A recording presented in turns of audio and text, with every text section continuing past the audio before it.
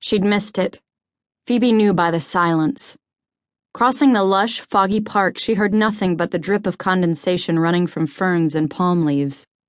By the time she reached the field, its vast emptiness came as no surprise. The grass was a brilliant, jarring green. Debris covered it, straws, crushed cigarettes, a few sodden blankets abandoned to the mud. Phoebe shoved her hands in her pockets and crossed the grass, stepping over patches of bare mud. A ring of trees encircled the field, coastal trees, wind-bent and gnarled yet still symmetrical, like figures straining to balance heavy trays. At the far end of the field, several people in army jackets were dismantling a bandstand. They carried its parts through the trees to a road, where Phoebe saw the dark shape of a truck. She approached a man and woman with long coils of orange electrical cord dangling from their arms. Phoebe waited politely for the two to finish talking, but they seemed not to notice her. Timidly, she turned to another man who carried a plank across his arms. "Excuse me," she said. "Did I miss it?" "You did," he said.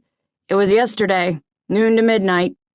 He squinted at her as if the sun were out. He looked vaguely familiar, and Phoebe wondered if he might have known her sister. She was always wondering that. "I thought it was today," she said uselessly. "Yeah, about half the posters were printed wrong." He grinned, his eyes a bright, chemical blue like snow cones. It was June 18th, a Saturday. 10 years before, in 1968, a festival of moons had allegedly happened on this same field. Revival of moons, the poster promised, and Phoebe had juggled her shifts at work and come eagerly, anxious to relive what she'd failed to live even once. "So, how was it?" she asked. "Underattended," he laughed sardonically. "I'm glad it wasn't just me," she said. The guy set down his plank and ran a hand across his eyes. Blunt, straight blonde hair fell to his shoulders. "Man," he said, "you look a lot like this girl I used to know." Startled, Phoebe glanced at him. He was squinting again. "Like, exactly like her." She stared at his face.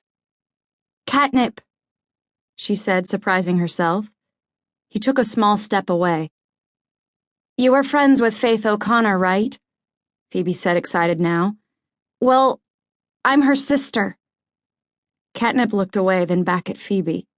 He shook his head. She remembered him now, though he'd seemed much bigger before. And beautiful. That intense, fragile beauty you saw sometimes in high school guys, but never in men.